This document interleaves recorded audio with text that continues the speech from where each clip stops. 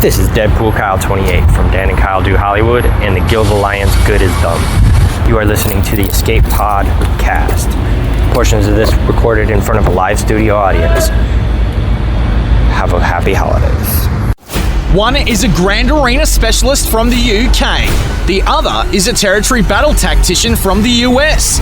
Together, there are no signs of intelligent life on board. With both having played this game since launch, the one thing we are sure of is that you will be entertained. The Escape Pod Cast, a service of the Escape Pod Castaways. A weekly podcast about the mobile game Star Wars Galaxy of Heroes. Live from the network studios of Yavin 4, here are your hosts, Neil Andrew Eyre and Paul Anthony. Coming up on this week's edition of the Escape Pod Cast, Light Side Geonosis Territory Battles take complete shape. We have our thoughts on them, but save some of our thoughts for our interview with Mandalore from Mighty Wallets. Hey Neil, does this sound familiar? The Malevolence is coming! The Malevolence is coming! Ha ha, you yank. I'm more interested in what they did for the younger guilds and the rewards for Light Side Hoth, actually. We take some time to tell you what we are truly thankful for in this game in our fourth segment. But that is not the only one that is live this week. That's right, we are live for all of our commentary segments this week, right here on the Escape Pod Cast. The Escape Pod Cast News. And what a wonderful week it has been, Neil. How are you? Oh, I'm not doing too bad, mate. How are you doing? Oh, hanging in there. You know, did you get enough turkey yesterday? Oh God, I had so much turkey. I didn't just have turkey though. I had turkey and venison, so it was lovely. There we go. Oh my gosh. Well, you know, about this time of year, everybody starts looking at a calendar. And luckily enough, before they went on vacation for Thanksgiving, they gave us the December calendar for Galaxy of Heroes. And you have you have a little bit of commentary on this.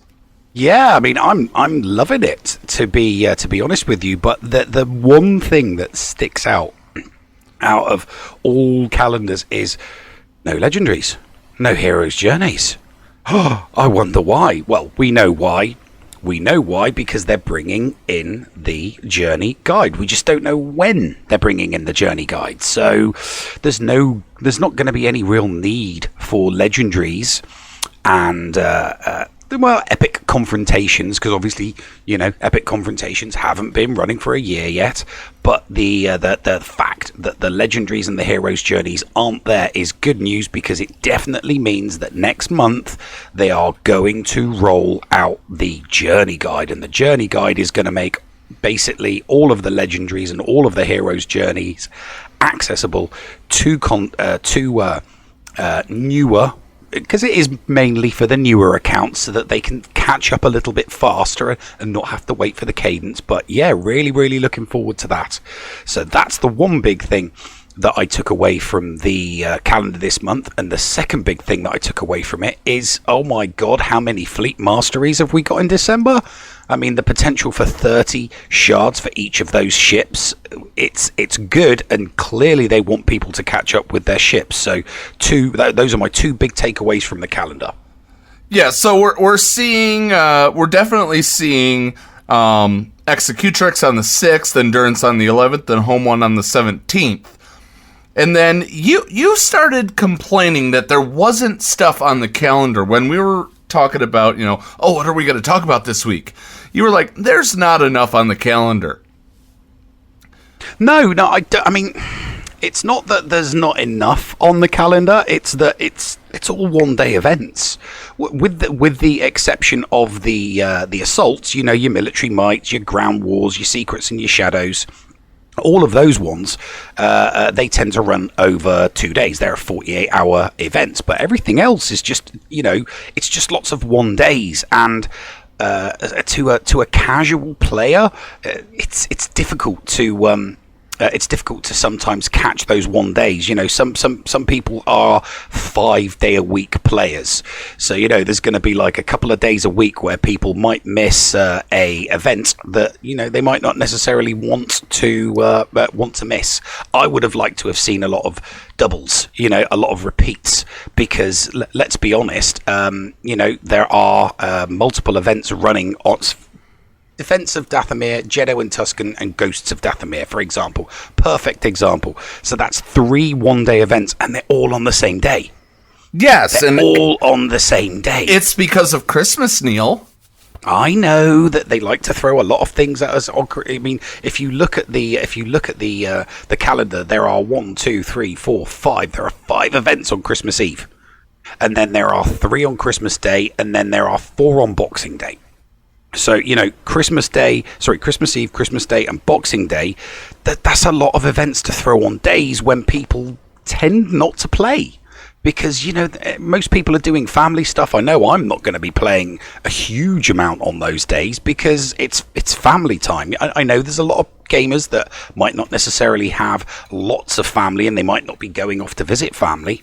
But still, that's a lot of events to put on family days, you know, and I know for a fact I'm not going to be playing all of those events on all of the accounts that I've got. I just won't be, because whether it's a Christian holiday to you or whether you simply celebrate Christmas from a social convention like I do, it's a time like Thanksgiving to just spend with family, you know. Well, there are some that also just really don't like their family and they'd rather be putting their nose in a game. So, you know, it gives them something to do. So give them that Christmas present, Neil. Yes, okay, fine. They can have that as a Christmas present then. They can have those extra one-day events. But yeah, it's an unusual calendar. I've never seen so many one-day. I mean, like, we know why the legendaries and we know why the heroes' journeys aren't there, but a lot of one-days. But I guess it's curious. It really does have me curious regarding the fleet masteries. I mean, you know, that is 1 month of effectively 30 crystals per ship. So if you do all the fleet mastery events, that's 30 for executrix, 30 for endurance, and 30 for home 1. So all those people that are in the home stretch going from 6 to 7 stars, especially if you've got crystals, if you've got a crystal hoard, then you know you could be looking at 45, maybe even 60. So a lot of people are going to be completing the ships from 6 to 7 stars, which does beg the question, do they have something planned for next month for ships? Is there something going on? Is there something in the pipeline that is going to require multiple ships at 7 stars? I wonder. Let's take a good look at this. If you notice on this calendar, December 11th, Fleet Mastery Endurance. December 17th, Fleet Mastery Home 1. There is a huge gap. Huge gap between the 12th and the 16th. Looking a little bit lower between the 12th and the 16th. You're looking at a Grand Arena start on the 13th. And also a Territory War on the 13th. So there's something very, very suspicious. Yes, there is. There is definitely something there. Yeah. I mean, it's, you know, speculation time. I would speculate maybe that is that time period where they're going to hit us with the marquees, maybe some of these new characters that have been confirmed. What are your thoughts? I mean, I would love to see General Hux and Knights of Ren and all these, you know, all these characters that we could get popping up. So I really, really do think that we will get the title update that Thursday. So we're looking at the 12th. The 12th, yeah. I would at 100% concur with that. The title update is going to come on the 12th. Definitely. It's definitely coming on the 12th. The So- question is, what are we going to be able to get on the 12th and on the 13th? Oh, you'll get your hyperdrive bundles. And that's what I'm thinking, because if you look, obviously Territory Wars 102 preview phase starts on the 13th, and the preview phase starts for week 1 of Grand Arena. So it's the perfect time. They throw that in on the 12th. They do some marquees, and obviously character bundles. They're going to be throwing character bundles. They're going to throw them. Basically, they're going to be putting so many goodies into the store on the 13th, so that people can either, boost or complete, or do all manner of things. I mean, there are a plethora of things that people will be able to do to their rosters for the Territory Wars starting on the 13th and Grand Arena starting on the 13th. So the Grand Arena for December is going to be very, very interesting, because I can see a lot of whales going OTT on whatever resistance and whatever first order stuff they throw at us. Yeah. Obviously, we don't know exactly what they're throwing at us. All we know for sure is that the Sith Trooper and Hux are going to be thrown at us. That's right. The cherry-filled Sith Trooper. Mm-hmm. Yes, I would love to see some Knights of Ren. Trooper. Yeah, I'd love to see some. I'd like to see the Knights of Ren, man. But that's plural. That is a plural. Knights of Ren is a plurality of Knight of Ren. Mm-hmm. How are we going to tell these guys apart? Well, I don't think that we'll see the Knights of Ren until after the movie comes out. I think we'll see the Knights of Ren either added in towards the end of December or the beginning of January. It depends. I mean, obviously, as soon as that update is integrated into the game, people will start data mining it, and whoever data mines it is going to be able to look at the data and figure out what new characters are coming in, and then once we know what new characters are coming in based off the data mine, we'll kind of be able to, speculate a little bit more clearly as to what's going to come. We just won't know when it's going to come. That's the only thing. I mean, we do know. The thing is, but there's different Knights of Ren. Are we going to get Knight of Ren Executioner, Knight of Ren Shock Trooper, Knight of Ren Bob? Well, that's just it. Until they release the movie, we're not going to know how many Knights of Ren there are, or what their role is, or what their names are, or what their special powers are going to be. I mean, don't get me wrong, CG will know, but CG are obviously under contract to not release the characters or release any details, and I think it's been they've kept a very, very, very tight lip. I mean, there's been no rumors, there's been no leaks. We don't know what new characters are coming other than Hux and the not Sith Trooper. That's what I'm going to call the Sith Trooper from now on, the not Sith Trooper. I'm still going to call him Cherry Pie. Cherry Pie. Cherry Pie. We'll see which one sticks. All right. Cherry Pie or the not Sith Trooper. Well, Cherry Pie is quite sticky, if you ask me. Mm-hmm. Now, Sweet cherry pie. let's address a question here real quick, because you do know what the meaning of Boxing Day is. Since we get to be live, we can interact with our listener lounge. Correct me if I'm wrong. I'm about to proclaim what Boxing Day is from the what's the word? The View of an American. But from what I understand, Boxing Day, the day after Christmas, is actually a day of charity and giving back to the community, where you box up things that you no longer need or want and take them to the needy. Or you also do certain small acts of kindness throughout that day. And that's how Boxing Day got the name. Am I correct, Neil? I have absolutely no idea. You may be correct. It may be a cultural thing from America that's been passed over to the United Kingdom. I don't know. I would have to Google it. Or, since we're live, somebody else can Google it and tell us in chat. That's true. That's true. Now, let's see. Where did I see this? Hello to Xylo, one of our Escape Pod Castaway Network people in the chat. Hello to Heinze. Good to see you guys. Let's see here. Oh, finally, Scotty decides to leave the ether and come swing in. Sadly, Scotty, we're not recording the entire show as far as both sides. So we'll have you on soon, Scotty. If I can create a seance for you soon. So hang in there, my friend.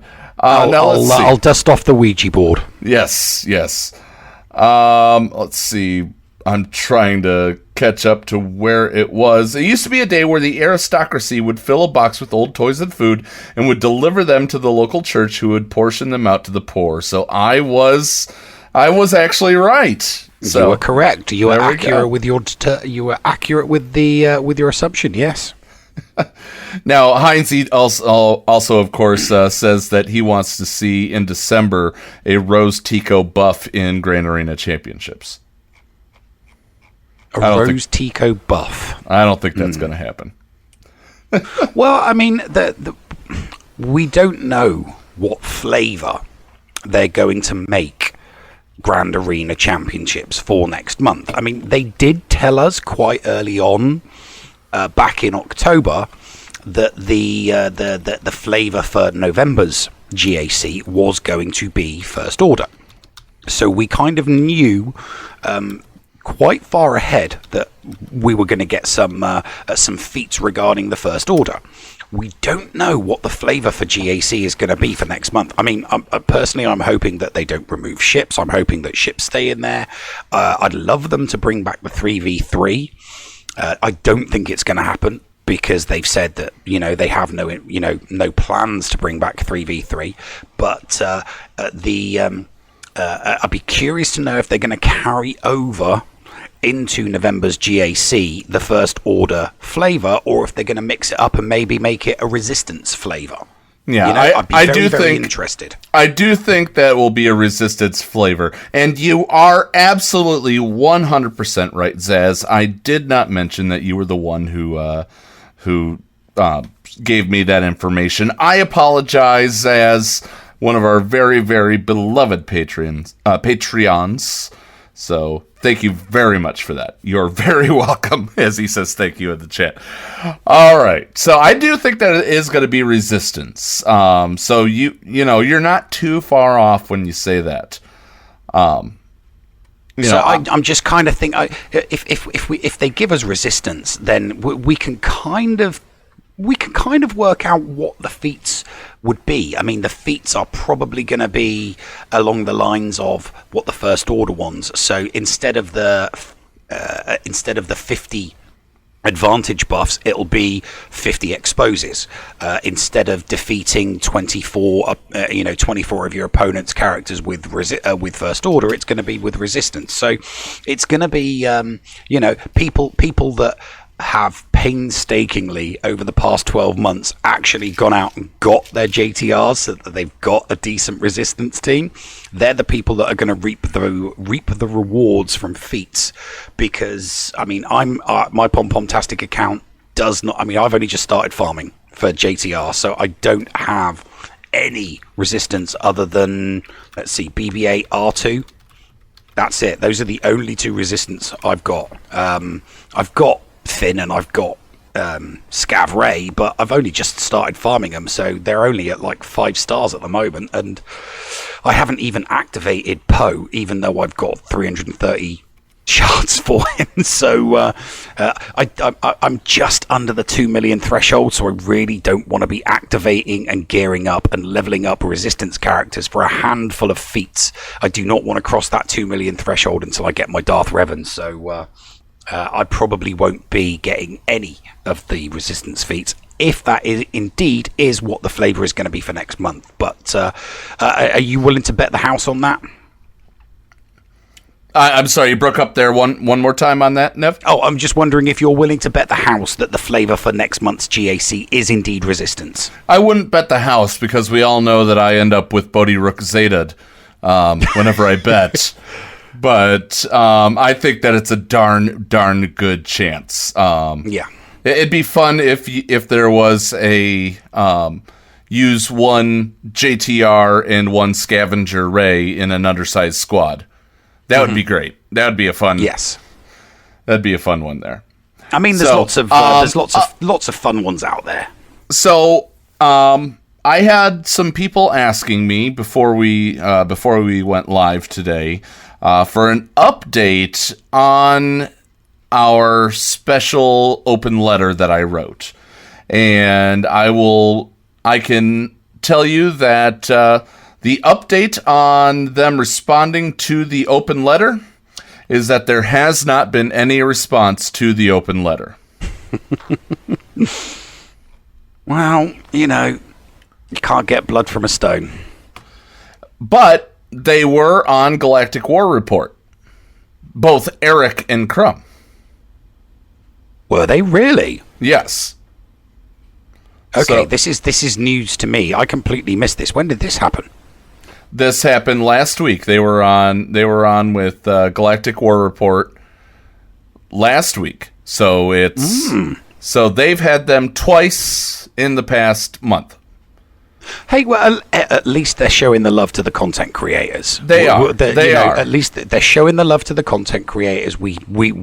I mean, they may not be on our show, but we need to recognise that they're still communicating directly with content creators that get listened to. So, right, that's good.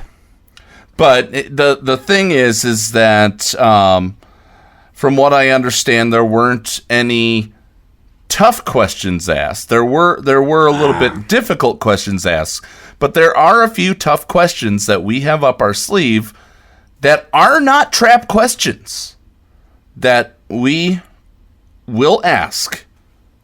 Yeah, I mean, we're not gotcha journalists. We're just a couple of bog standard citizen journalists that love the game that would ask a couple of tough questions. It's not like we're going to get spicy with them or anything. Well, unless they want that new Popeye's spicy chicken sandwich. Yeah, no, I don't do that. Don't do Popeyes. I would do Chick-fil-A, but I don't do Popeyes. Yeah, I wonder if that's true, Force. I'm not going to repeat it. I'm not going to repeat what Force said in the chat, but he has a theory on why they won't come on our show. Mm-hmm.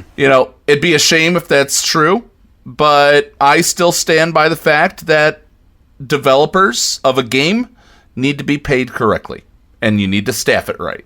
I will take that to the day that I die, and if you're not in the listener lounge, hopefully you understand it because you've been listening and you know what I'm referring to. So, anyway, Neil, that pretty much takes us up to the first break here. Was there anything else on that calendar you wanted to mention before we throw to that first break? No, I think we've covered it. We know that it's Kylo Ren unmasked, so Kylo Ren unmasks, you get a Kylo Ren unmasked, everybody gets a Kylo Ren unmasked. So apart from that, I've covered those two main points. Those were the two main things I wanted to cover. All right, what you got coming up after the break? Because the second segment's always yours. Well, second segment we've got coming up, we are going to be talking about territory battles a little bit more. We've got a little bit more insight into the Malevolence. We've had a little bit more insight into Kia Mundi. We've had a little bit more insight into, well, everybody's had a little bit more insight into the ARC Trooper because, well, it's in the store and there are farming guides out for the damn character already. But we did get some tidbits of information regarding how GET currency and how the rewards are going to be. So that's what we'll be catching up with in the next segment. All right, stick around. We'll be right back right here on the Escape Pod Cast. The Escape Pod Cast with Paul Anthony and Neil Andrew Ware. Macias Modding Mayhem is the premier remodding service for the game that we all love, Star Wars Galaxy of Heroes. With some of the most affordable rates in the industry, Macias will rebuild your roster from top to bottom and give you consultation on where to go from there. Macias has a 100% satisfaction guarantee and lots of useful additional services, including a full cleanup of your mods, loadout pages, PvP plans and more. Contact Macias today on Discord at all lowercase Macias number 0127. That's MIKAYAS number 0127 or at maciasmods@gmail.com. Macias Modding Mayhem, the official remodding service of the Escape Pod cast. Did you know that if you signed up to become a Patreon, you could get tons of rewards? Force Ghost Scotty could do a roster review for you. Neil Andrew Air could share Grand Arena tactics. Or Paul could even help you get maximum stars in Geonosis Territory Battle. And you even get access into the after show. Sound good? Sign up to be a Patreon today. For as little as $2 a month, you could unlock a ton of potential content and also get closer to the hosts. Head to patreon.com/The Escape Pod to sign up. Hey everyone, this is Biscuit Weasel here from the Escape Pod Cast Content Creators Network. I'm sure some of you have seen my latest videos about General Kenobi countering the Millennium Falcon and Rebel fleets, as well as my top 10 Zeta videos for newer players. But I want to help you guys personally. If you head on over to patreon.com/biscuitweasel, that's Weasel with a Z, to check out my new Patreon rewards. And while they last, the first 10 people to sign up at the $10 level will get the whole $30 package for their first month for free.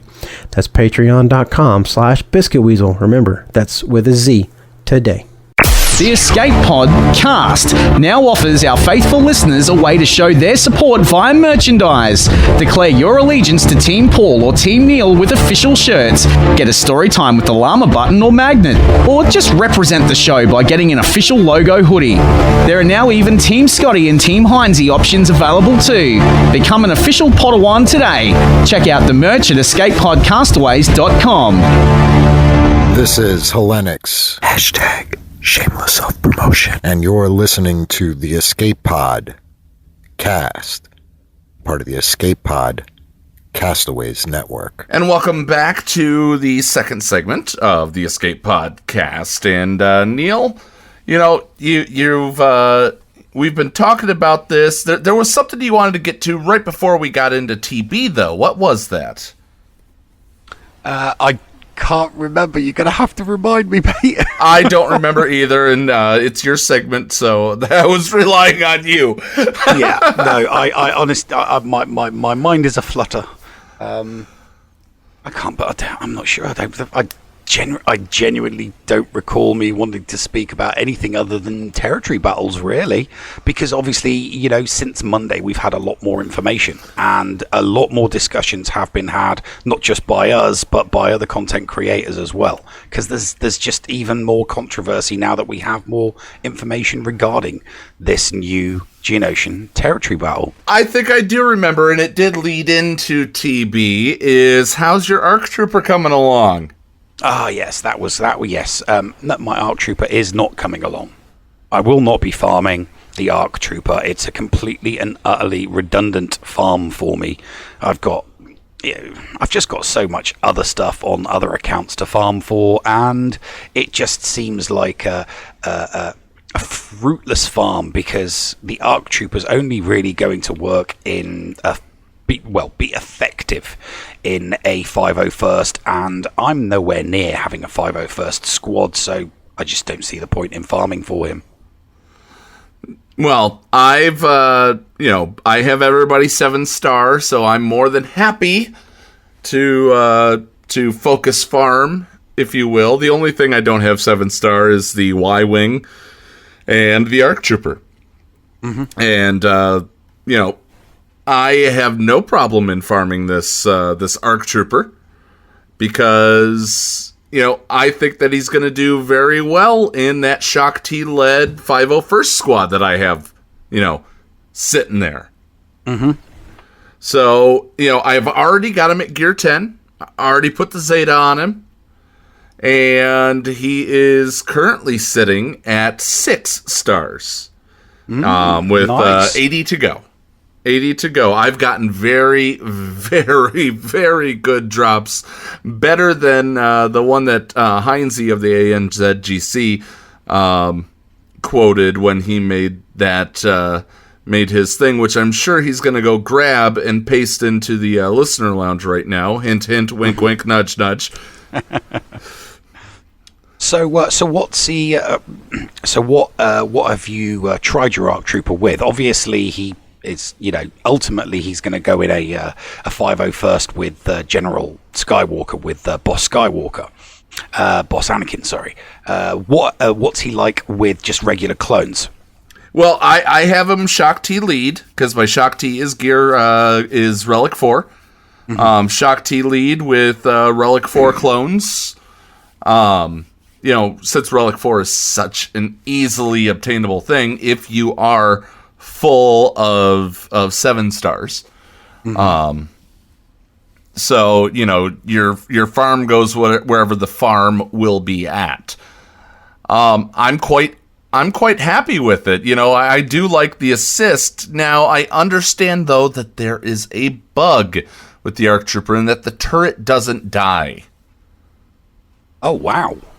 Yes. That's a positive bug then, surely. Yeah, it doesn't go away. It just sits there. So that's it's not that it doesn't die. It no longer becomes a it no longer becomes operational. It just sits there and sits there. For a game all about holograms, something should fade away, if you ask me, if it's no longer operational. Yes, well, it should. You'd think it would, wouldn't you? Yeah, it's called a holo table, not a hey, look at the decimation of dead turret.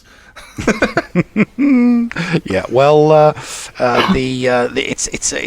a bug. I'm sure they'll fix it out. I mean, let's have a quick look, shall we? Is it on the development tracker?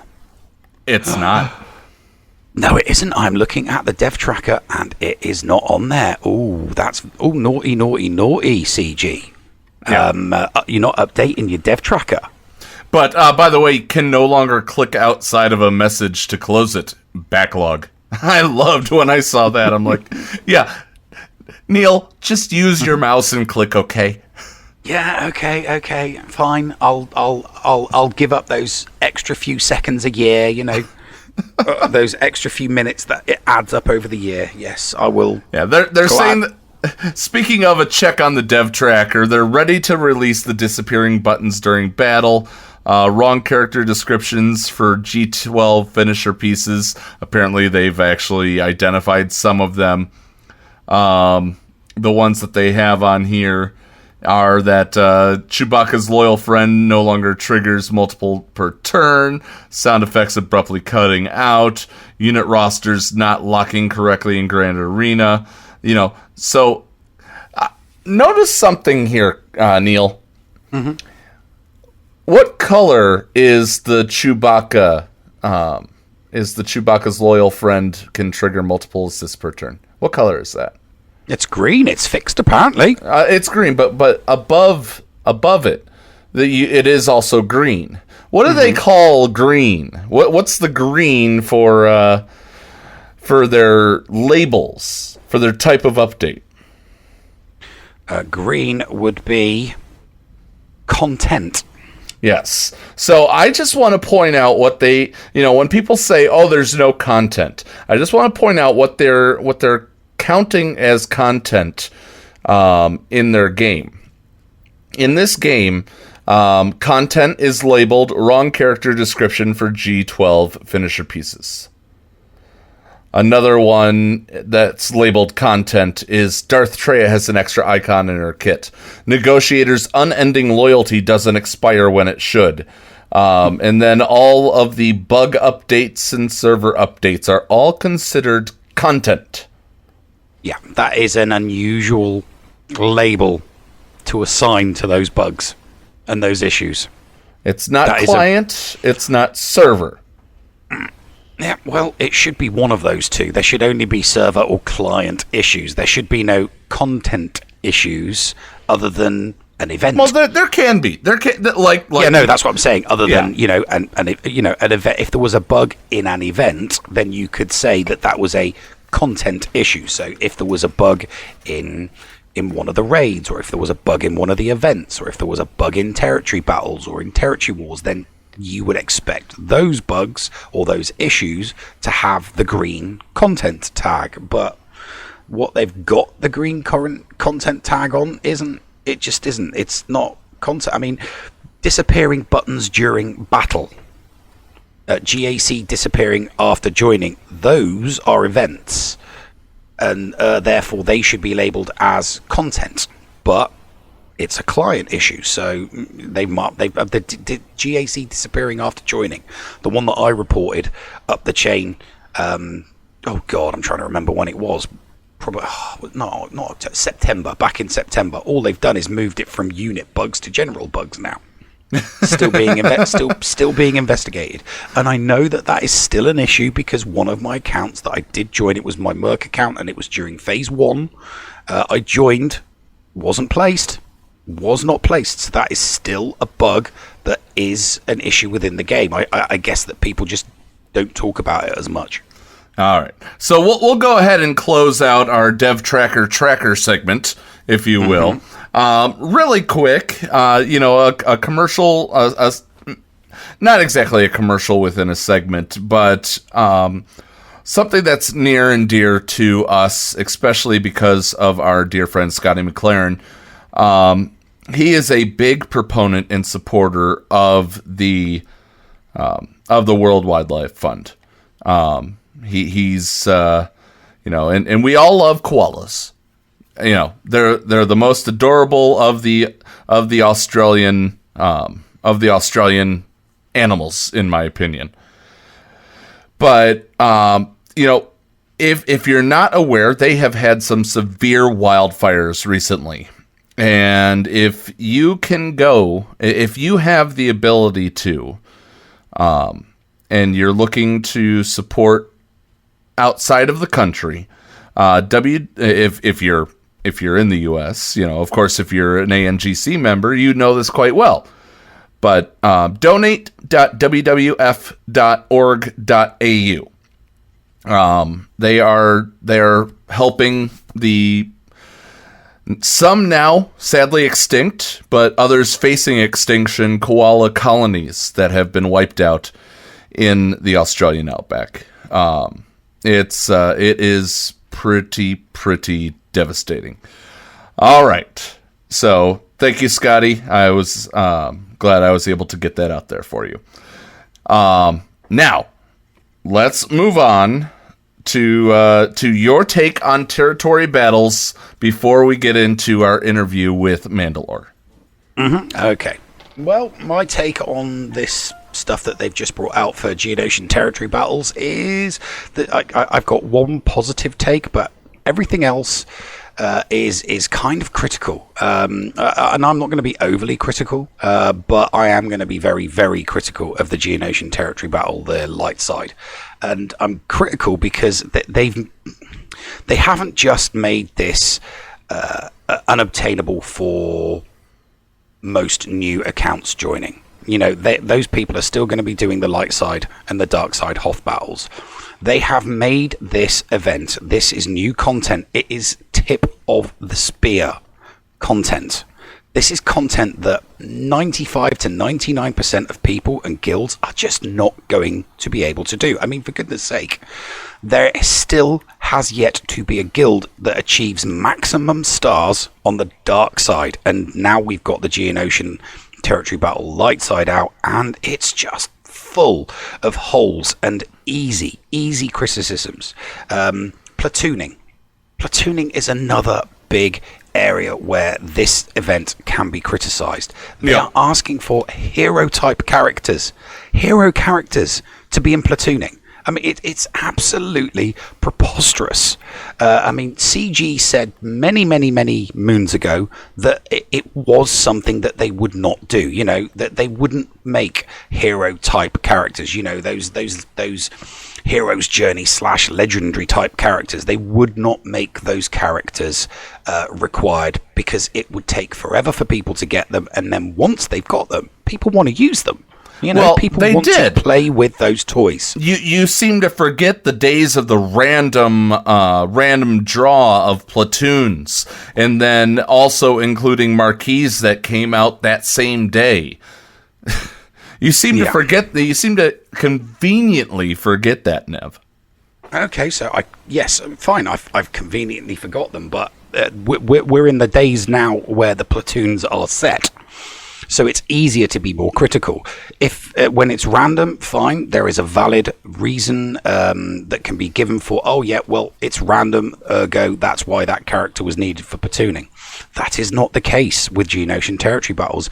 They have given us what the platooning is going to be for the event, and there are some ships in there that you just would not expect to see in there. You know, ships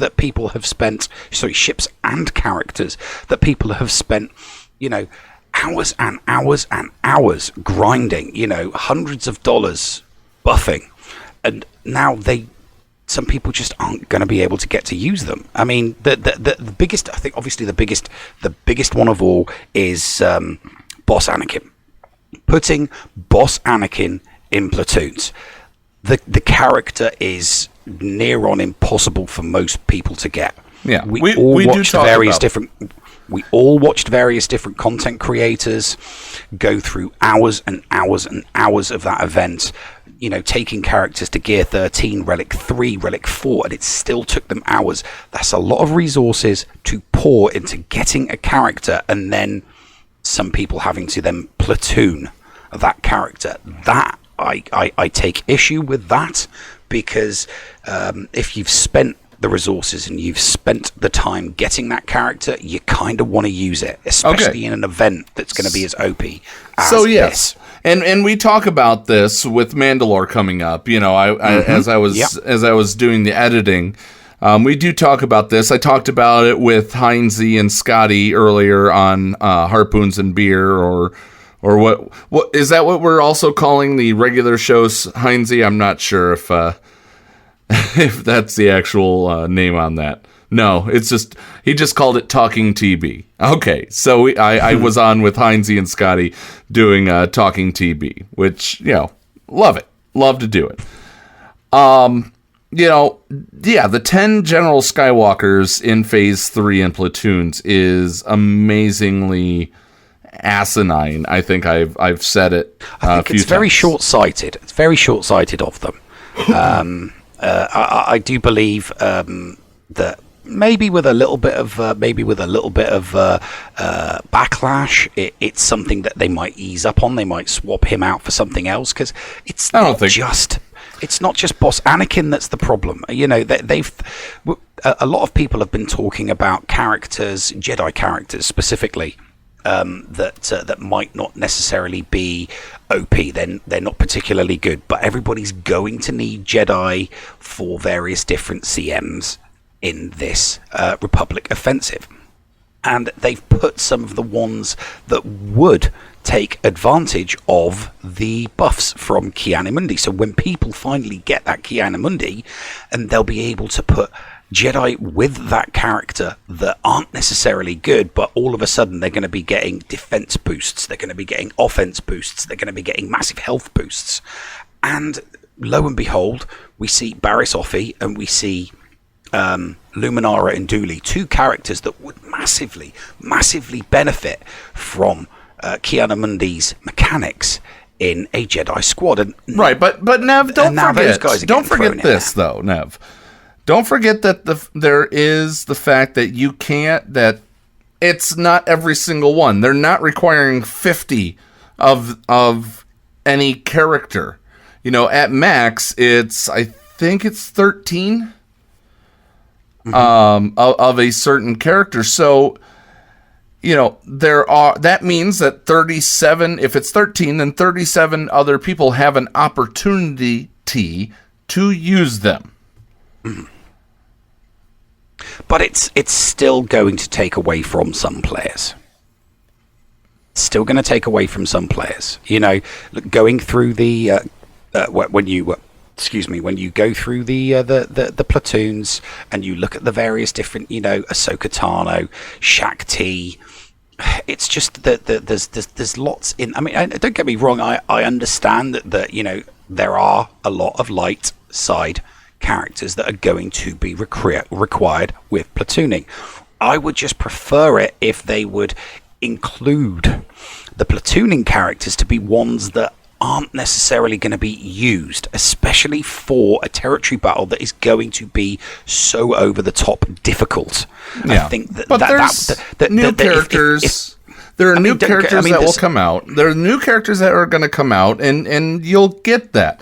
Now, we have somebody in the who goes essentially by Thrawn in the listener lounge, basically saying that the 5-star unlocks are a problem. Focus on the actual problems in their opinion, and make General Skywalker cost arena currency or cantina currency. Now, they're saying that 5-star unlocks are a problem. 5-star unlocks of a character that you have to do so many jumping through hoops being a problem, I agree. But there are plenty of characters that go along the lines. They will be 5-star unlocked. You have your legendaries that are unlocked at 5 stars, or the hero's journey, or whatever they were called.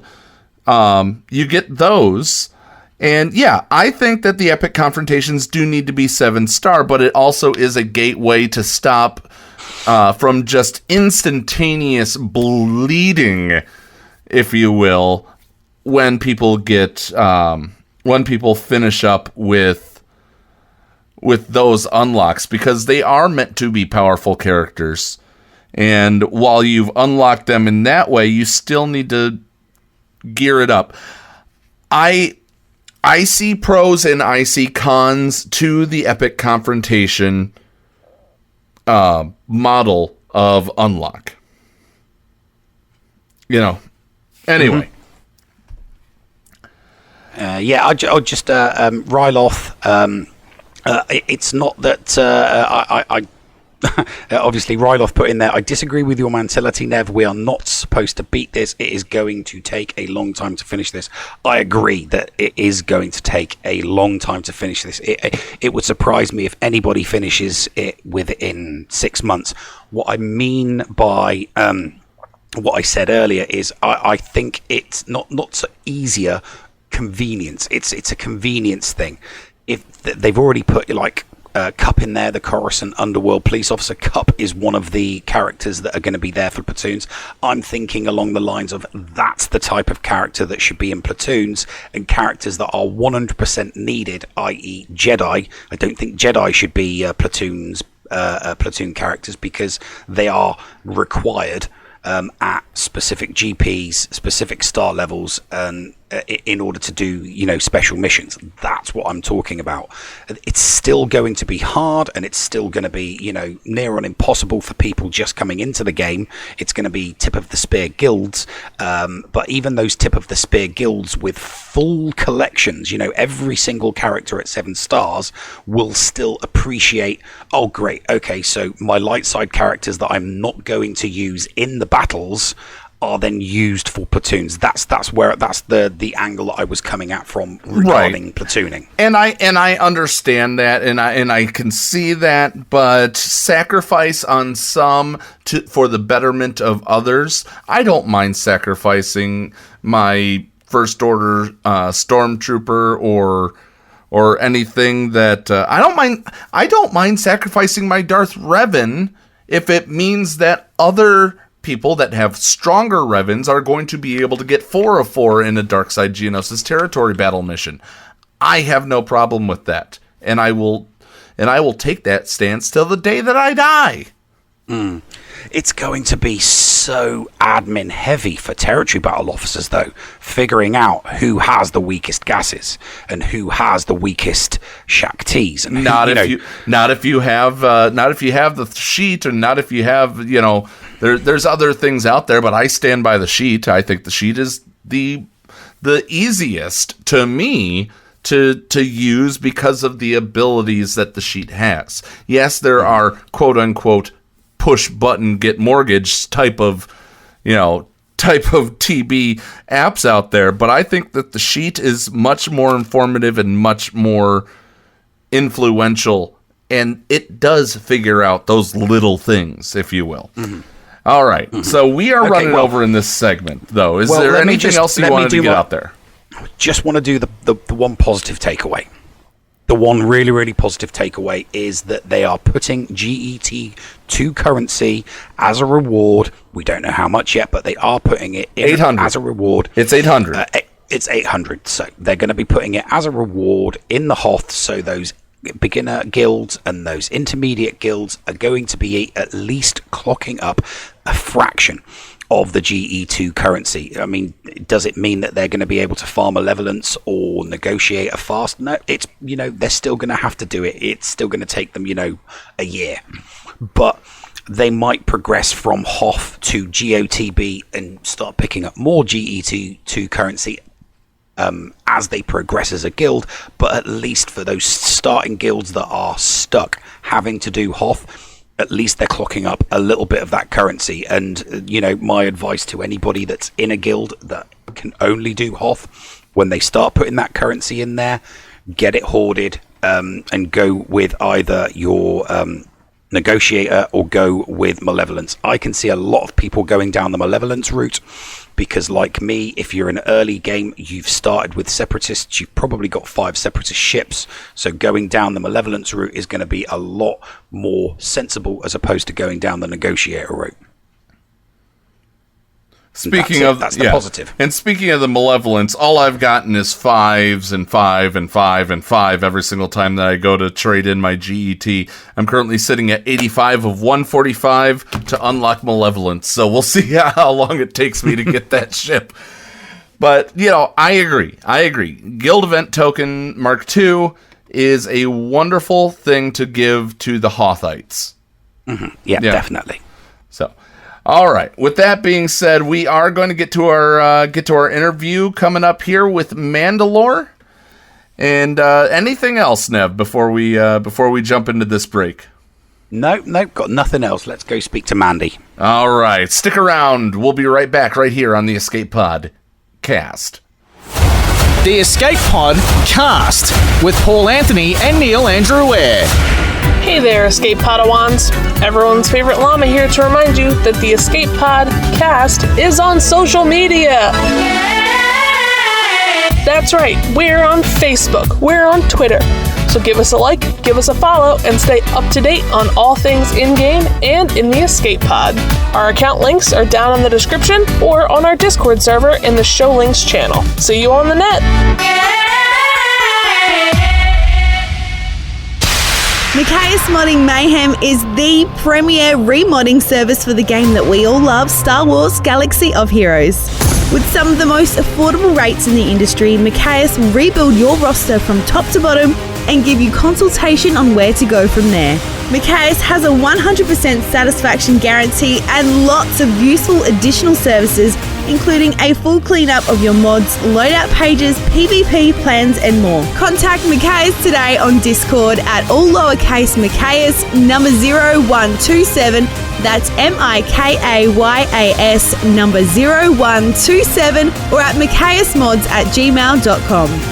Machias Modding Mayhem, the official remodding service of the Escape Pod Cast. Heinzie from the ANZGC is officially a member of the Escape Pod Castaways. Make sure you go and search for Heinzie on YouTube today, because he live streams a lot of his GAC content, and not only does he do that, he also does some pretty fun videos from time to time, including a behind the screen and also streaming Jedi Fallen Order.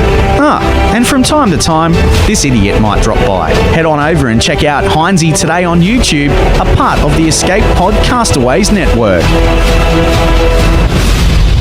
Hello, friends. This is Thaddeus from Going Nerdy, and I approve this message and am compensated for signups for this service. The world's largest audiobook library is at your fingertips, and the Escape Pod Castaways wants you to try it for free. Head on over to escapepodcastaways.com and click the Going Nerdy offer button to claim a free audiobook and 2 Audible originals. Cancel anytime, and it's absolutely free to sign up. Check out Audible and support the Escape Pod Castaways, all for free. See Audible website for details. Restrictions may apply. Back to school. The Escape Pod, cast for kids. It's really cool. Hello, Escape Podawans, and welcome back to Storytime with the Llama and the Escape Pod, cast for kids. This week, we're taking a look into territory wars. What they are, and why is it useful to have a lot of depth in your roster. Territory War is a PvP-style challenge similar to Grand Arena, but instead of working by yourself, you and your guildmates work together to defeat another guild. As the GP of your guild increases, the rewards get better and better, and you can even get some Zeta mats. TW is a very strategy-based aspect of the game. Your TW officers will work to find the best defensive composition for your guild, and they can also help guide your guild's focus on offense to ensure you get the most points possible. A huge advantage you can give your guild in TW is having depth in your roster. The more teams you have, the more you can contribute, both on defense and on offense. One important tip I recommend is to complete your offensive battles on airplane mode. That way, if the battle doesn't go your way, you can simply close the app and your progress, or lack thereof, doesn't preload the team for the next player. If you knock out a player or two from your opponent's team, but not all of them, still keep your progress, as it will make the battle easier the next time around. That's all for me. Tune in next week for more Storytime with the Llama on the Escape Pod, cast for kids.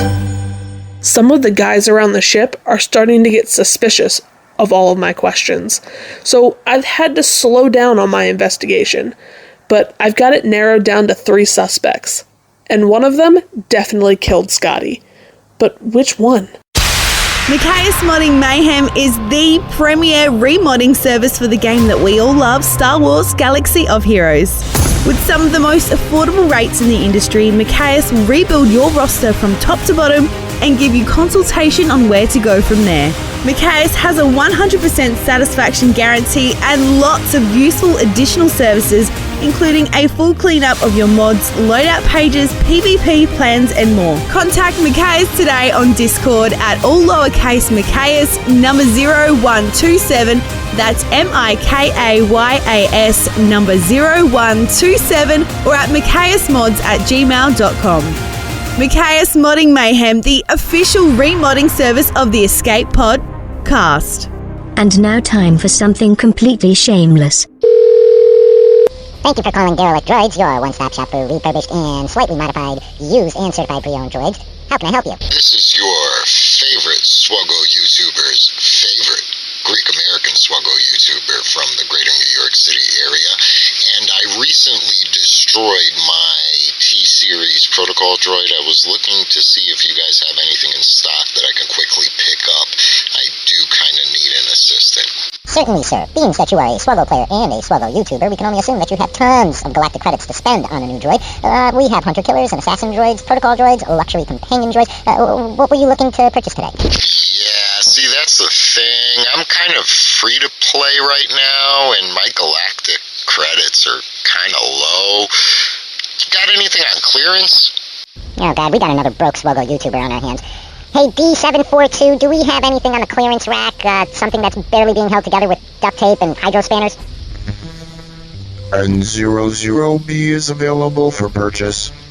It looks like you're in luck, sir. We do have one item remaining on our bottom shelf of our clearance rack. It is designation number N00B, and it is available for immediate purchase for only 99 galactic credits. Quite a good deal, I think. I got a 10% coupon here, coupon code THX1138, and I'm wondering if I could apply that towards this purchase?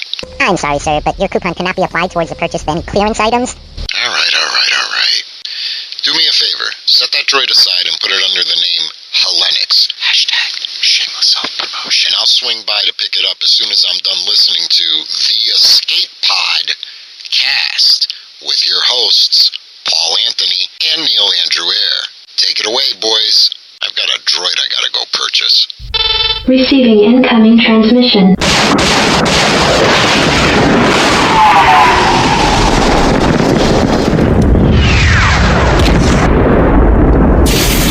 Receiving incoming transmission.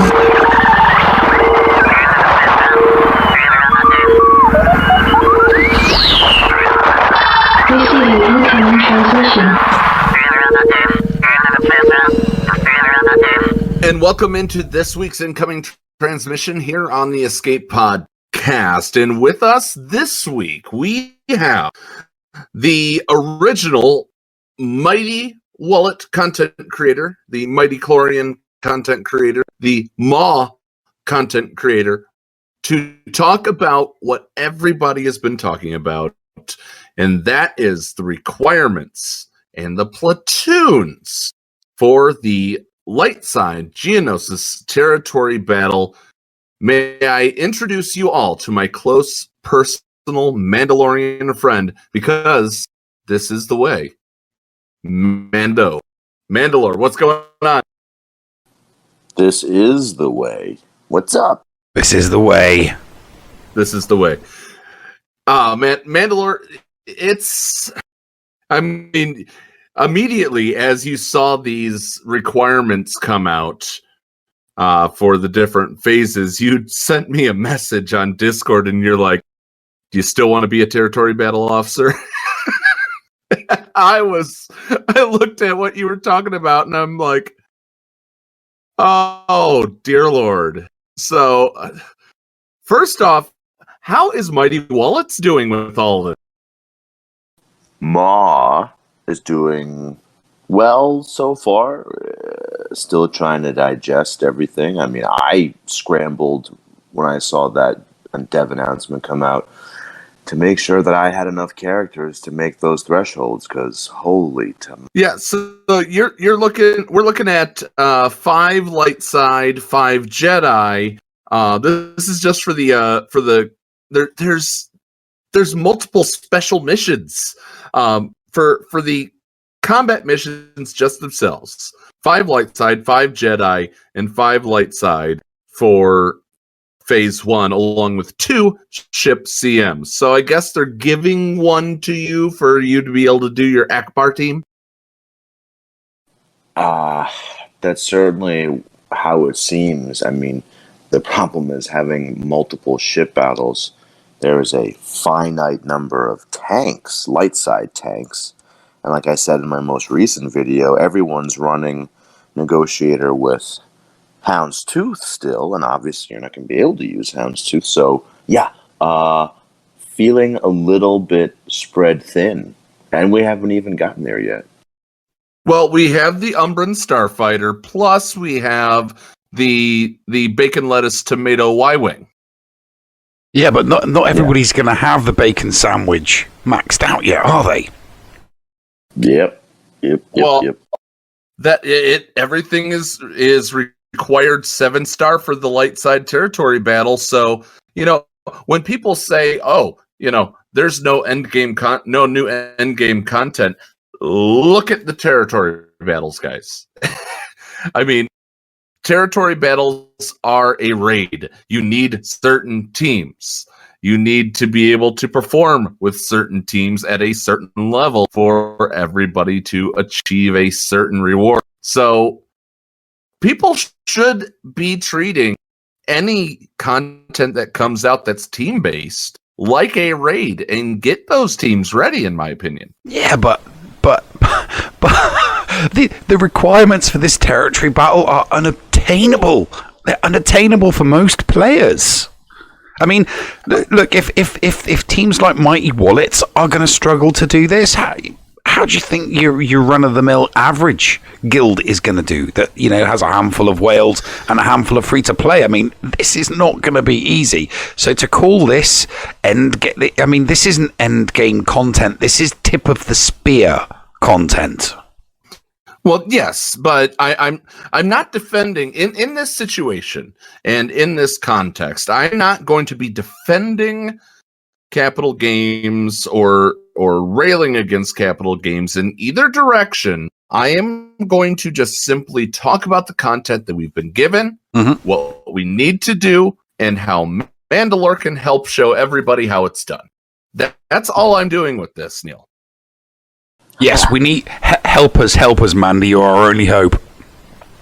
Well, yeah, I mean seriously, because Mandalore, you were the first one you were the first content creator that I knew with a Wat Tambor. You were the first content creator that I knew that put out any videos with the Negotiator. Well, I'll definitely be filming my first forays into Light Side TB. Like I'll be doing the whole thing. Way back when we first did Dark Side GeoTB, I would literally put out like 45-minute long videos of just every single battle. So I'll be doing the same thing come LSTB.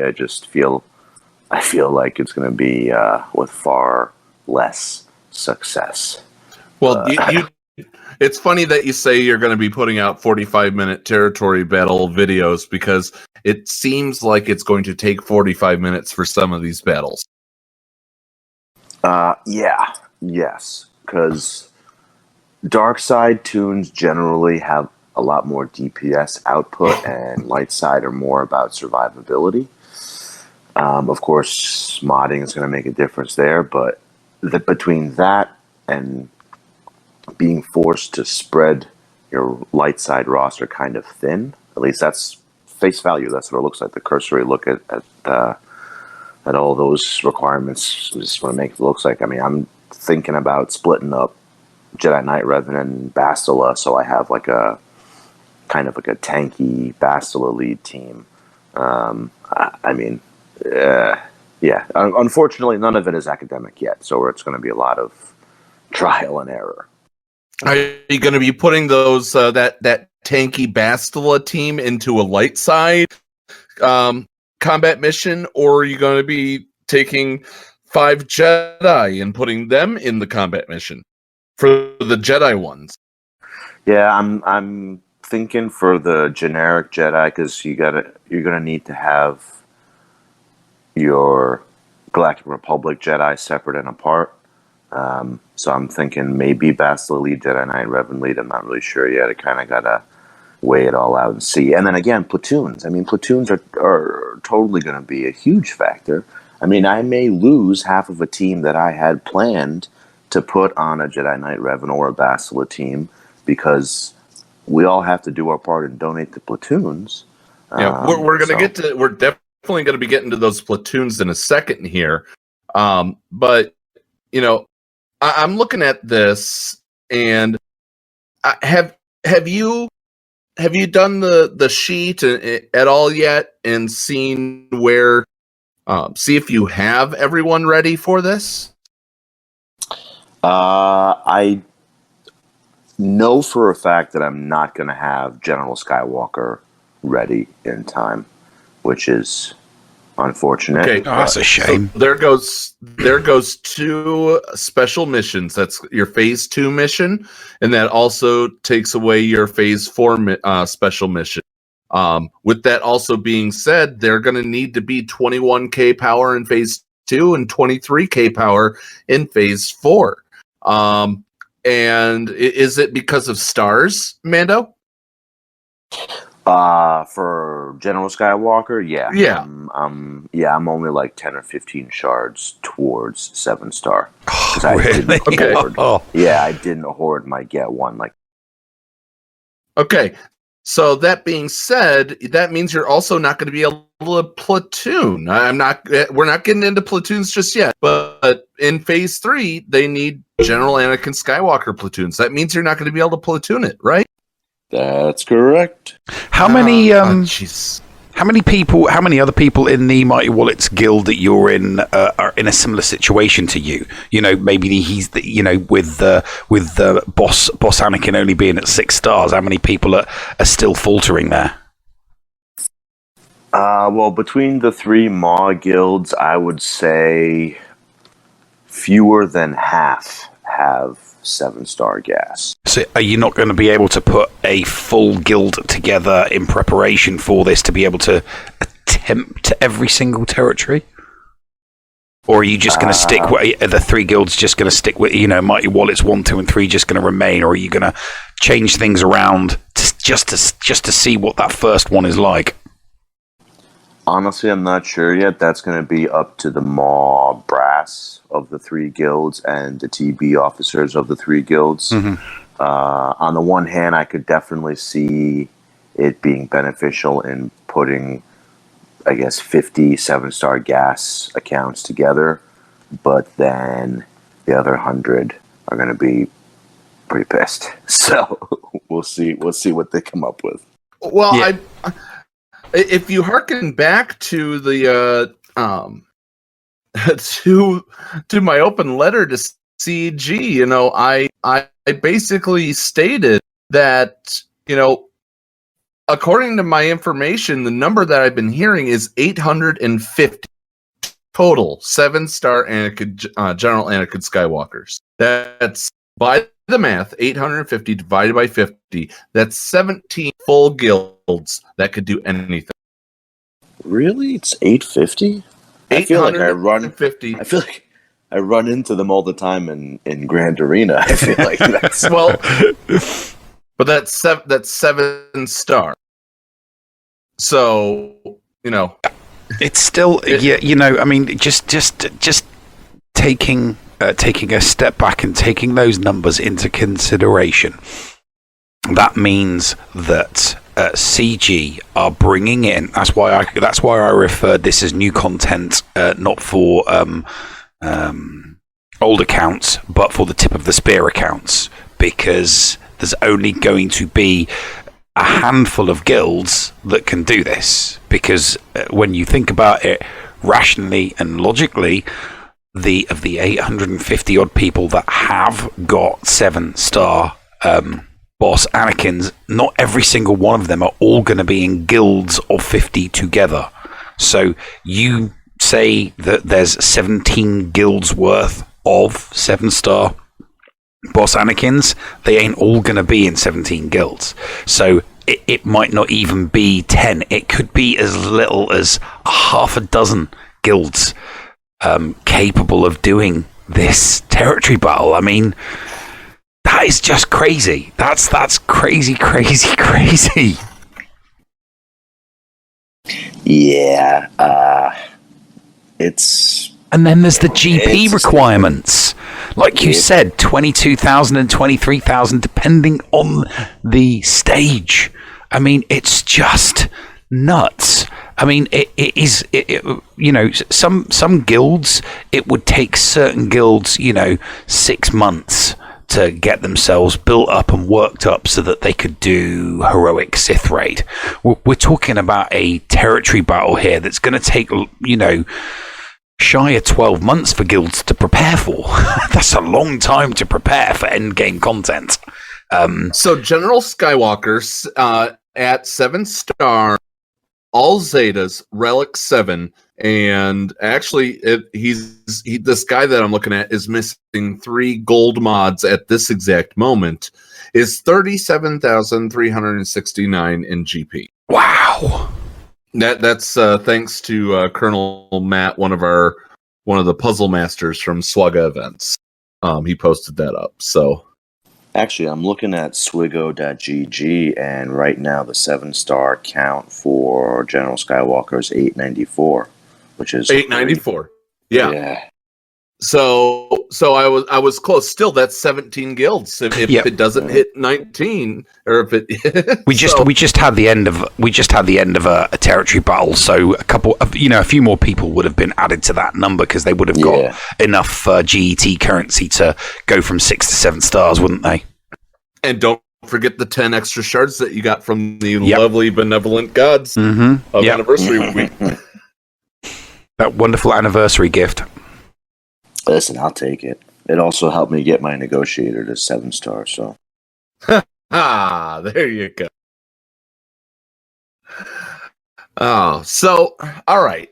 Let's go ahead and take a look at these platoons. First off, right off the bat, 9 C-3POs needed in phase 1. That Woof. entirely, yes. Let me count up the R2-D2s here. There's at least one in every single. No, there's not one there. We're at 6, 7, 8 C-3POs. So it looks like they're needing 8 of each so far. I wish I had that little. I wish the sheet was updated now. I'm not sure if I mentioned it, but our friend Dark Phoenix Sniper, as of the time that we recorded this on Monday night of this week, they're currently working on the Light Side Territory Battle sheet that I use, and I love looking at the numbers there.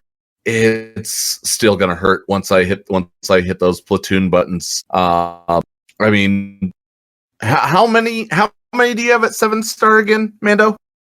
How many gases? How many boss Anakins? Yeah.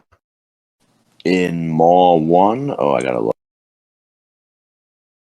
Because according to this, I could just type it in here, General Skywalker. I'm pulling up 10. Is this true? 1, 2, 3, 4, 5, 6, 7, 8. Where's the other 2? That's funny. That could be because half of Maw 1 moved to Maw 3 for this TW. No, I'm talking about. I was actually able to do it fine. Yeah, looking in the platoons, I'm seeing 1, 2, 3, 4, 5, 6, 7, 8, 9, 10. I got 10 General Skywalkers in phase 2. No General Skywalkers in phase 3. Phase 4 does not have any. Let's see if there's any in phase 1. No. So there's 10 General Skywalkers that are needed for the phase 3 combat missions. And if we're looking at, let's see, BB-8, there is not. Let's go back to phase 1. BB-8, there's 9. There's 9 R2s. 3PO. Let's see. We got 10 3PO. So I was even wrong just eyeing the darn thing. That's tearing a bunch of meta teams apart. Yeah. I mean, someone's gonna have to sit down and work out for their guild whether it makes more sense for a platoon to be done or whether it makes more sense for a person to keep one meta team and potentially get what a CM's going to be $750,000 to 1 million GP points.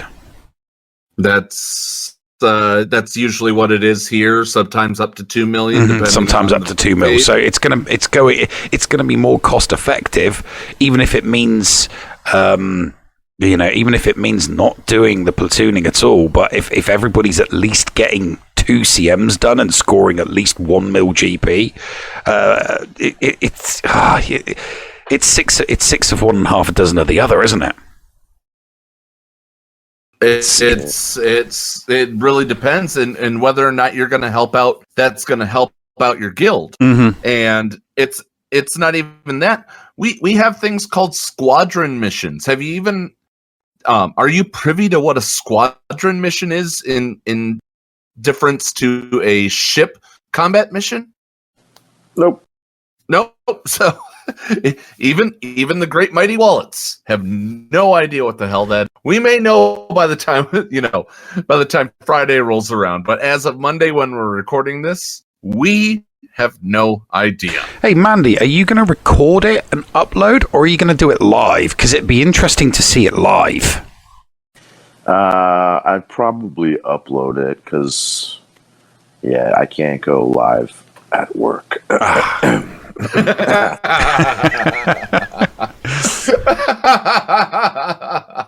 I can, however, go to the bathroom for a half an hour because who's going to question that?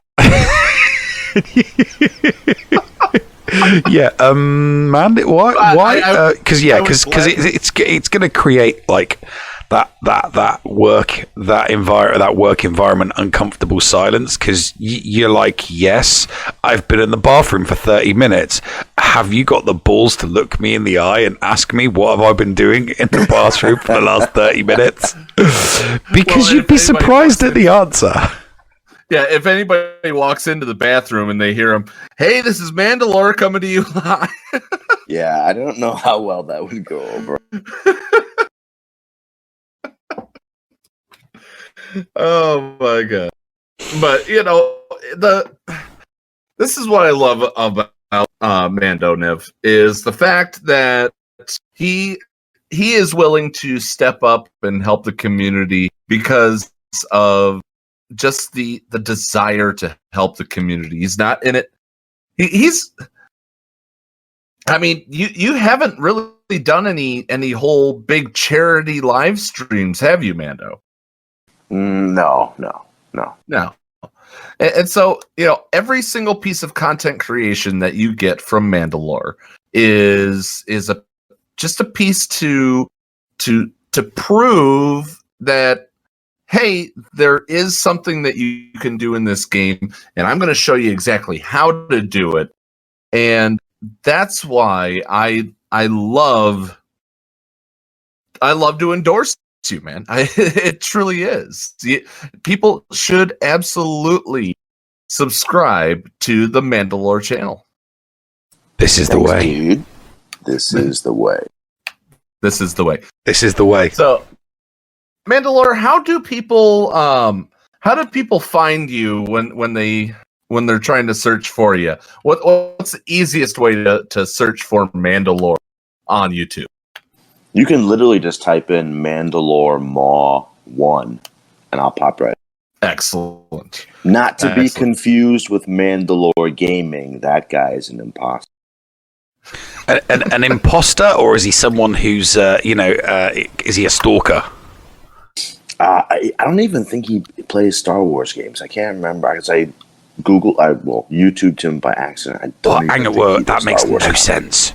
What if he doesn't make Star Wars content? Why would he have Mandalore in his name? No idea. Oh my god. Idea. So that's, I think that that's just someone trying to kind of get popular off your coattails. I think, mate. I think he actually predates me. I just have no idea why he's not doing Star Wars content. Well, he plays EVE Online. He plays scary games. I don't want to watch a video right now. Yeah, no. Call of Cthulhu, Starforge. Yeah, I don't see a darn Star Wars game in his roster. Yeah. Well, some people do, some people don't. Other people's teach. Maybe it's a girl named Amanda, and she likes stories. Mandalore. That could be it. Yeah, okay, there's that. Oh, that's one thing I completely forgot to ask you, Mandy. Yeah, what you got? Completely forgot to ask you. What do you think? What's your guesstimation? What's your educated guess as to how many stars an OP guild like yours is going to get first time around? Because obviously max is 33, isn't it? Is it? Oh no, there's more. There's more things. I think it's 36 this time around. Is it 36? Okay, so max is 36. Hoth was 45, and then Dark Side was 48. Right. So if we say it's 35, 36, I'm going to go with the same answer that I gave for Dark Side GOTB, and I'm going to say if we get high 20s, we'll be ecstatic. Yeah. So anything over that 60% threshold? Yeah, pretty much. Because I'm looking at my roster when I release a video today, I still have a couple of characters that aren't at that 23,000 GP threshold. Mm-hmm. Again, not even mentioning platoons. So I still have a lot of work to do. And I'm probably about middle of the pack in Maw 1. So, yeah. I think if we get 60% or better, would be great. They better make these rewards insanely good for the amount of time, effort, and sacrifice in order to do this territory battle. They better make the rewards like, rocking all shit. See, I think that they're purposely making both Light and Dark Side GOTB Max so unobtainable to buy themselves time to create a new raid. Because they had mentioned they want to do a raid and they want it to be a ship raid. Yeah, they want to do the ship raid, yeah. So, yeah, I think this is like a stall tactic so they can really hone in on a new raid. Do you think that they're making it deliberately tough so that everybody works on this, and then it gives them the necessary breathing space to put together a ship raid? Yeah, the ship raid that they've been talking about for the last 2 months. Yes, precisely. Well, okay, so let's say they do that, but what are they going to be quote unquote doing for those that are not fans of this mode at all? Because I know we have some people in our audience that despise territory battles. And this is just going to give them more reason to not bother with it. Exactly. Yeah, maybe. Or they could just do Light Side Hoth and keep working on getting gas up to 7-star if they unlocked gas, which was no small feat to begin with.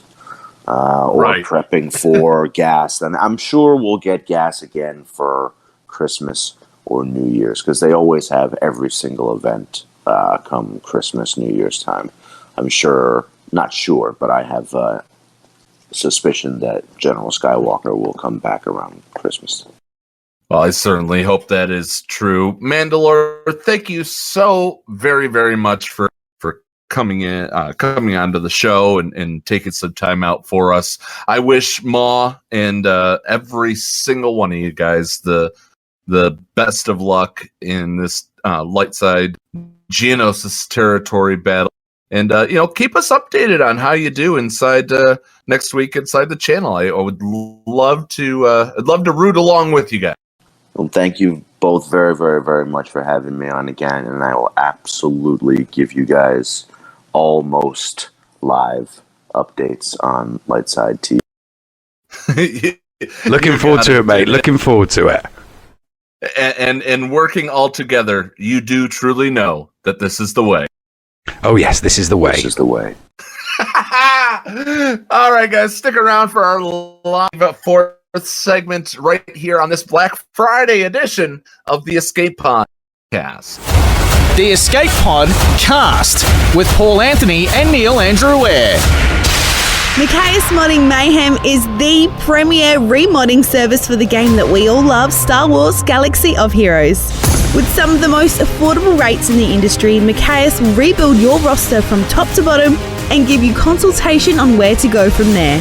Micaeus has a 100% satisfaction guarantee and lots of useful additional services, including a full cleanup of your mods, loadout pages, PvP plans, and more. Contact Micaeus today on Discord at all lowercase Micaeus number 0127. That's MIKAYAS number 0127, or at micaeusmods@gmail.com. Micaeus Modding Mayhem, the official remodding service of the Escape Podcast.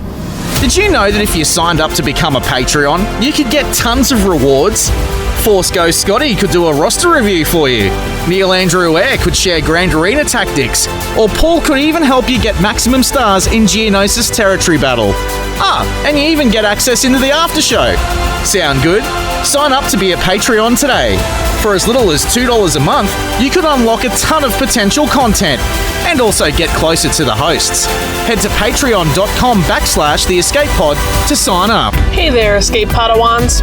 Everyone's favorite llama here to remind you that the Escape Pod Cast is on social media.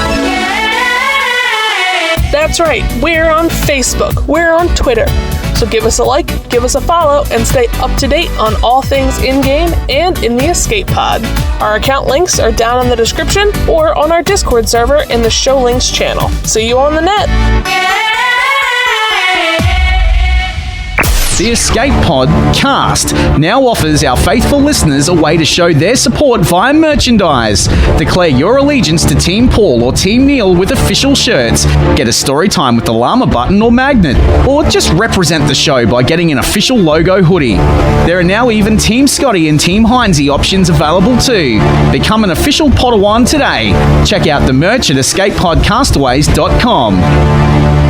This is Heinzie, and you're listening to the Escape Pod Cast on the Escape Podcastaways Network.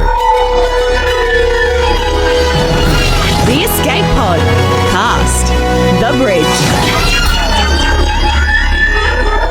Well, you know, Neil, I am going to start out by saying the number one thing that I am absolutely thankful for is for you and for Scotty for coming on, for sitting down with me and co-hosting this show, and all of our guests and all of our co-hosts that we've had that have helped out. That's the first thing that I want to make sure that I say this post Thanksgiving is thank you, Nev. Thank you, Scotty. You guys have been great second bananas.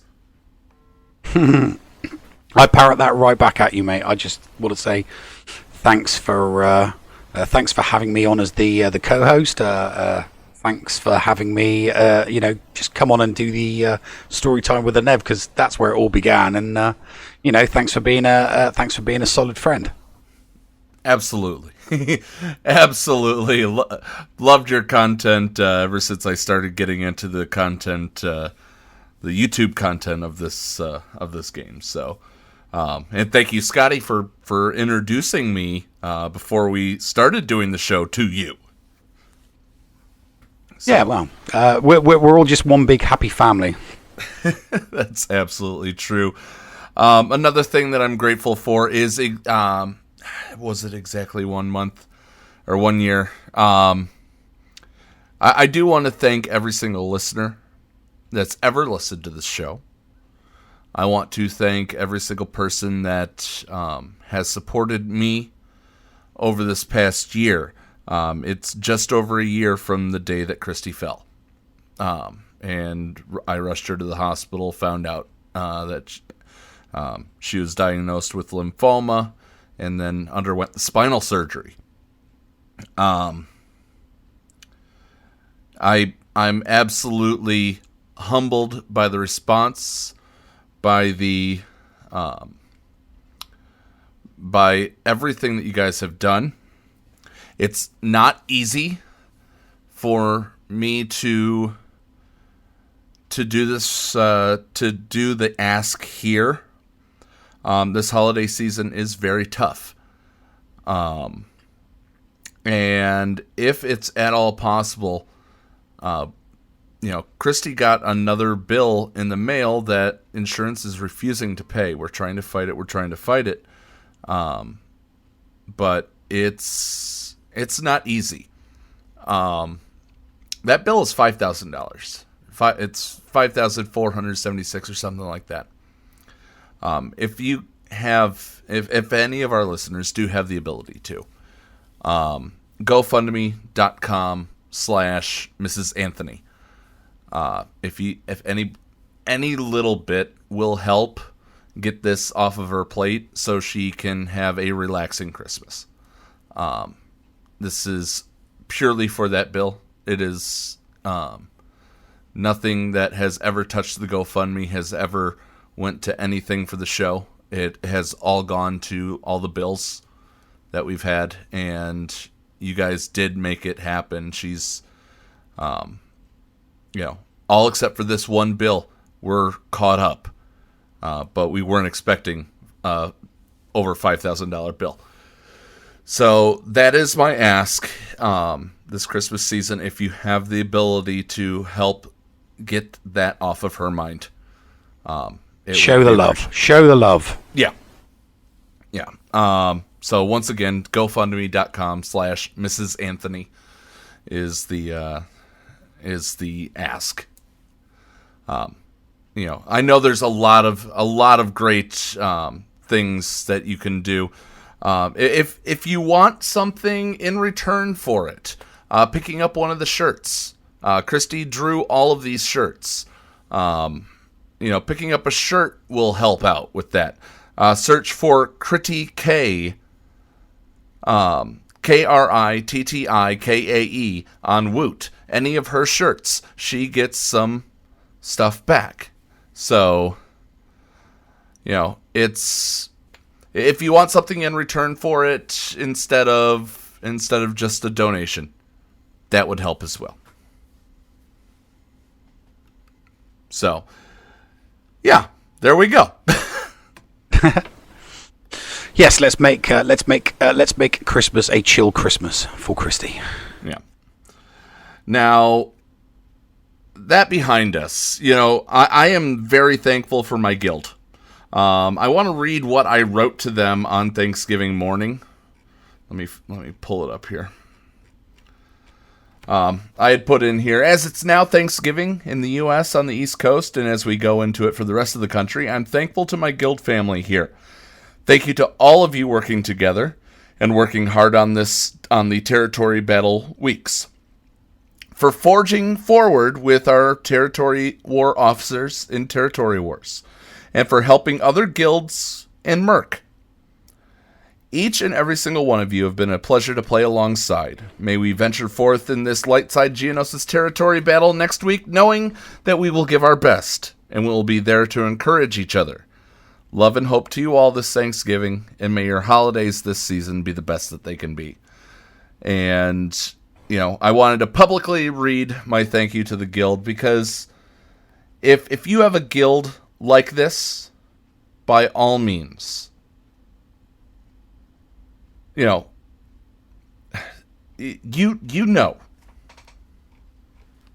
how well it is.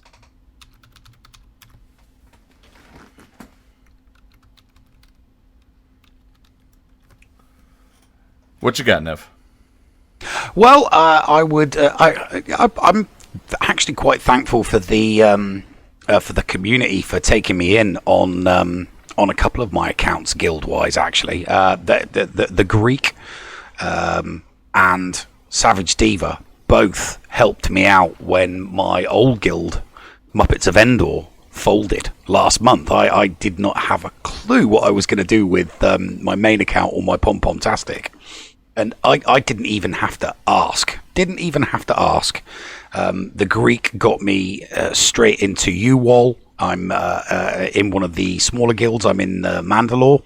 And Savage Diva got me into one of her alliance guilds because I want to horde with my main account. So, I've been placed, completely thankful that she was able to get me into a gear, but B, able to get the rest of the guild members to understand what it is I'm doing with the account, because we all know that every guild has rules, and every guild demands a certain amount of minimum tickets, but because I'm hoarding, I'm not producing any tickets. So I try and pay that back by doing, spending as much time doing the raids as possible as one of the heavy hitters, because obviously my main account can blast through most of the raids. When we do territory wars, my guild literally fills up 2 entire territories because I put my entire roster on defense. So big thanks. Very, very thankful for the chance to get into, because it's not even a proper hoarding guild, it's just a regular guild.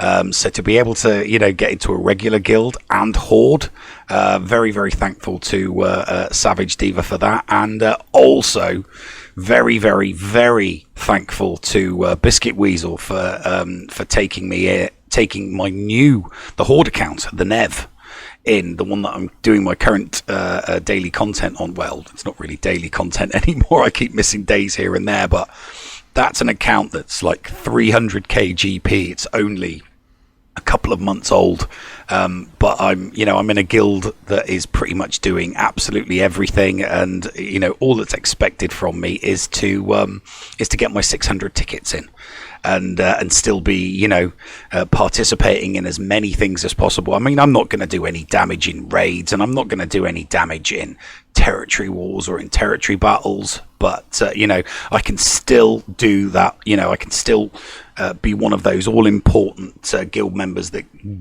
is guaranteed to get my 600 tickets in. So very, very thankful for that, because that's it. I'm kind of jumbled between three guilds, and I've actually got my Merc account in UWall Mandalore now as well. So thanks to the guild officers for allowing that. So and thanks to thanks to all of the other content creators for all of the various different collaborations throughout the year. Thanks to the likes of DPK, thanks to the likes of Dagger, thanks to the likes of Thunderwhack, thanks to Xylo Takedowns, who have all at one point or another over the past year done a collaboration with me that's added spice and variety and flavor to the content when I've been able to put it out. So I've had a lot to be thankful for this year, and I like mentioning those people.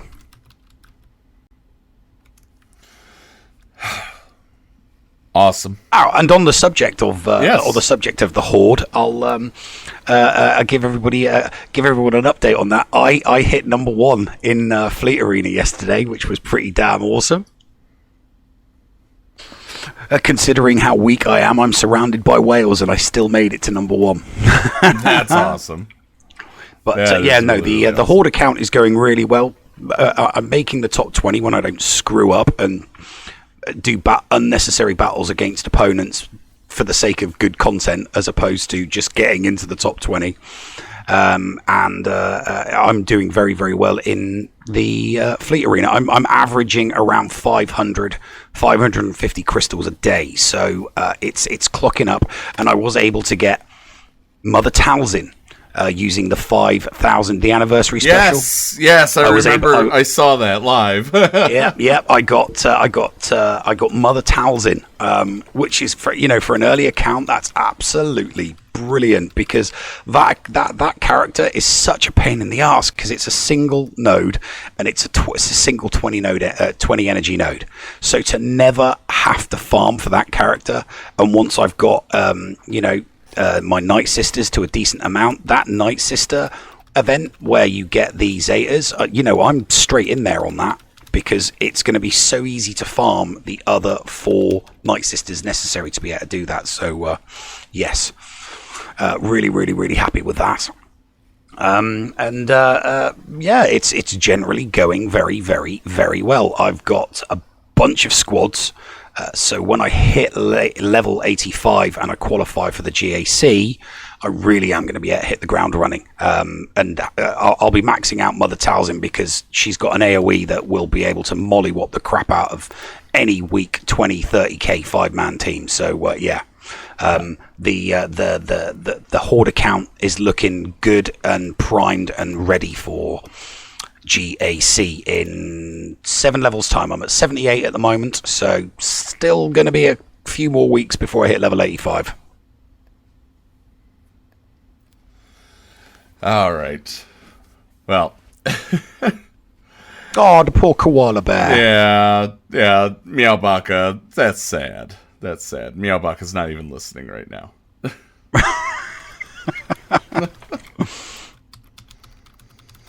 Oh man, it's been a crazy Black Friday in the listener lounge.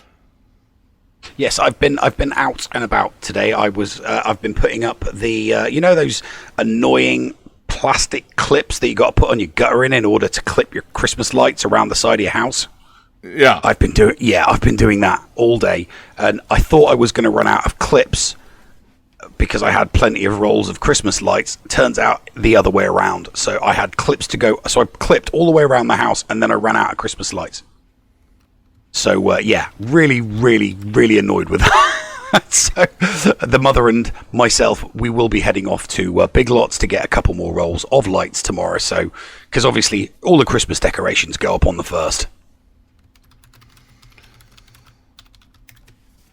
All right. Okay, so we could do some Q&A stuff if anybody wants to throw any questions up. Yeah, if anybody has any questions, throw them in the listener lounge. Feel free to tag me, since everybody else is getting tagged.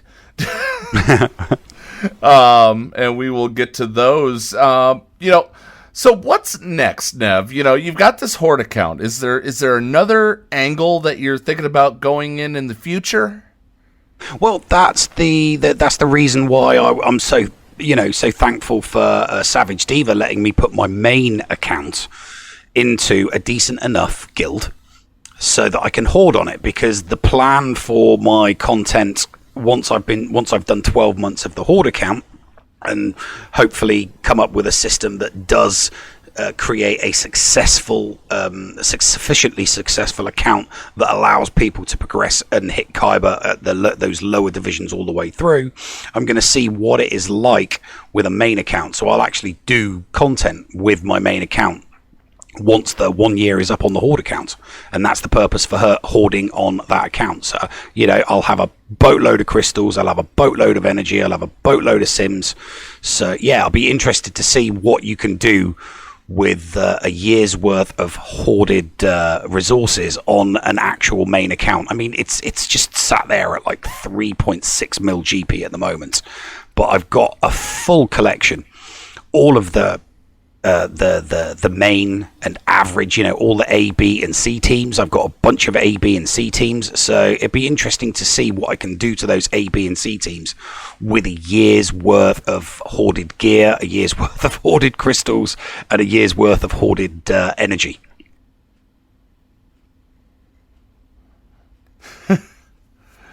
Thrawn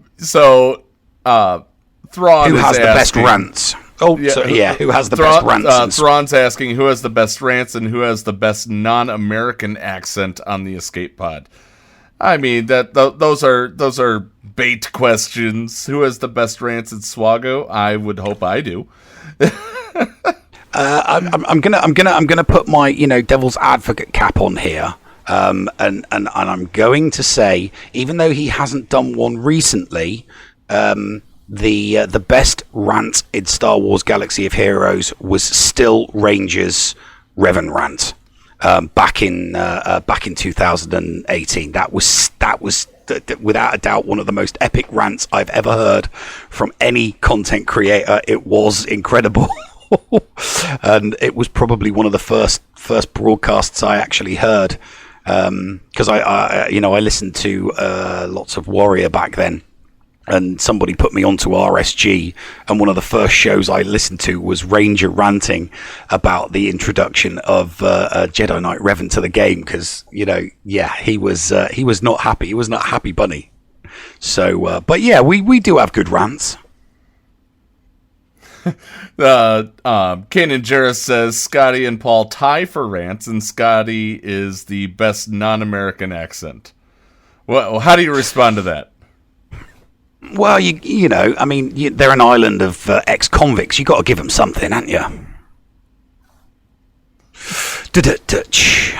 Yes.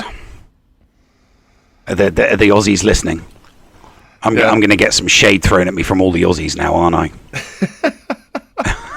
There we go. There's Heinzie. Yeah, there's Heinzie. Mate, there's Heinzie. Come at me, bro. Come at, yeah. I'm giving that's definitely getting a thumbs up, DPK. Come at me, bro.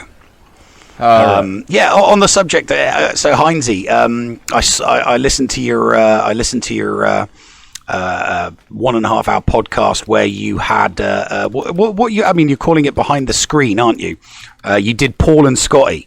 So when are you having me on, mate? I think he's working on that one. You free? Yes, I should be free next week. It depends on time, mate. Yeah. All right. So let's see. The ashes look good on my mat. I'm sure the ashes look wonderful on your mantle, mate. I'm sure they look really, really good. Enjoy them. I'm sorry, remind me again, how far did Australia get in the Cricket World Cup and the Rugby World Cup again? Oh, yeah, yes, yeah. You got beat by us, didn't you? I completely forgot about that.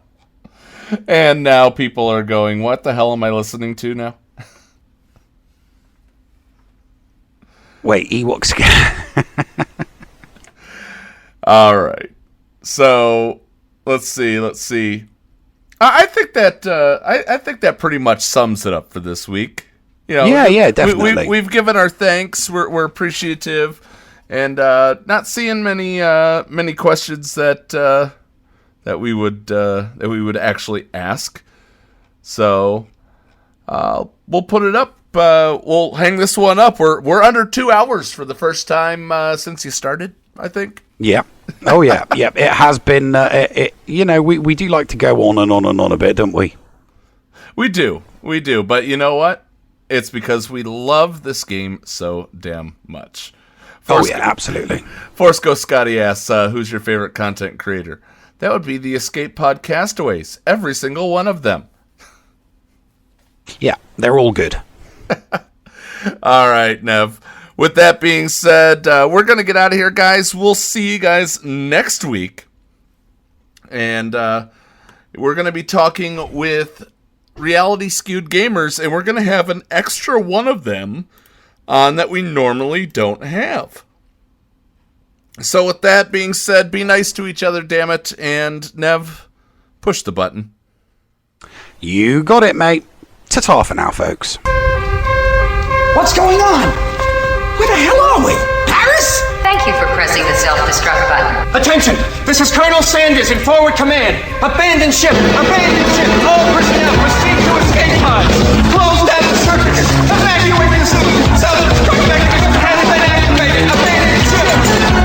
Where is it? Where is it? It's gonna be here. Out of order! Even in the future, nothing works. This ship will self-destruct in exactly 10 seconds. Counting down. 10, 9, 8, 6. 6! What happened to 7? Just kidding. 3, 2, 1. Have a nice day. Thank you.